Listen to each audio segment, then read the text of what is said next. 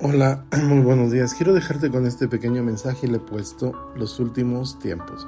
El apóstol Juan ha mencionado las amenazas a nuestra fe, las cosas de este mundo, y ahora nos menciona sobre aquellas personas que buscan romper nuestra relación con Dios. Nuestra lectura está en esta primera carta que escribe el apóstol Juan, capítulo 2, verso 18 en adelante. Queridos hijos, llegó la última hora. Ustedes han oído que el anticristo viene y ya han surgido muchos anticristos. Por eso sabemos que la última hora ha llegado.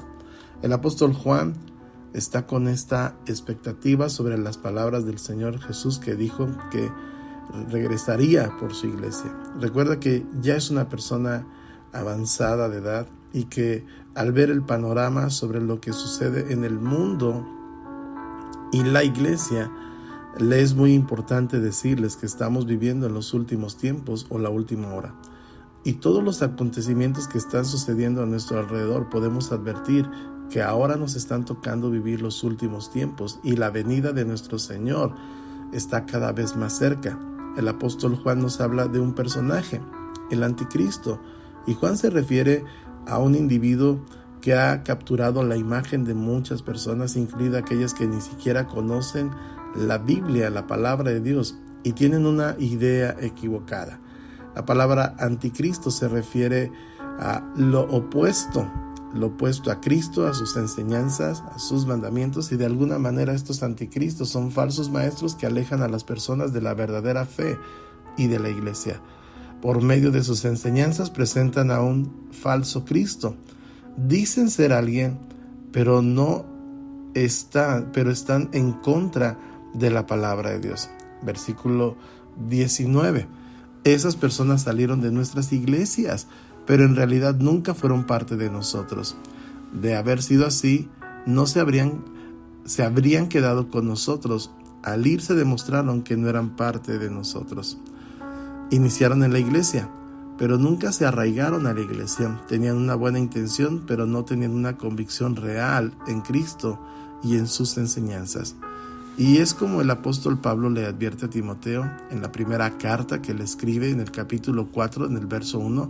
Ahora bien, el Espíritu Santo nos dice claramente que en los últimos tiempos algunos se apartarán de la verdadera fe. Seguirán espíritus engañosos y enseñanzas que provienen de demonios. Juan hace una diferencia entre aquellas personas que salen de la iglesia por diferentes razones y se congregan en otra. No dejan la familia de Dios, siguen buscando al Señor, siguen manteniendo esta relación cercana con Cristo, sino son aquellas personas que se apartan completamente de la comunidad de Dios siguiendo falsas doctrinas, falsas enseñanzas, y son las que siguen a Dios a su manera y hacen lo que quieren y viven como quieren, y aún así justifican y pueden decir que están haciendo las cosas correctamente, pero no están arraigadas a la iglesia, no están arraigadas a esta relación con el Señor, y están tratando de hacer su propia dogma de fe. Y el versículo 20 nos dice esto el apóstol Juan. Todos ustedes, en cambio, han recibido unción del Santo, de manera que conocen la verdad. Estos 3 versículos nos hablan muy claramente de cómo las personas, aquellas que quieren ser algo, pretenden ser algo, llaman la atención y están desviando a las personas de la verdadera fe y de la verdadera enseñanza que está en la palabra de Dios. Esto se refiere a que todos como creyentes tenemos al Espíritu Santo. No es algo exclusivo de alguna persona, porque el apóstol Juan dice: han recibido unción del Santo. Es el sello del Espíritu de Dios en nuestra vida, quien da dones, quien nos ayuda a hacer la obra del Señor. Es el Espíritu Santo que nos guía a entender la verdad de la palabra de Dios y nos ayuda a obedecer. Y esto es muy claro. Cuando tenemos esta comunión y esta relación con el Señor, es el Espíritu Santo quien nos va enseñando y quien nos va guiando.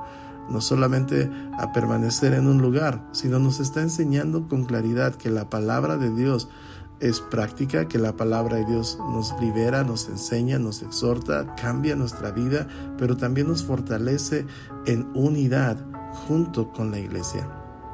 En estos últimos tiempos, cuando debemos conocer la verdad de la palabra de Dios.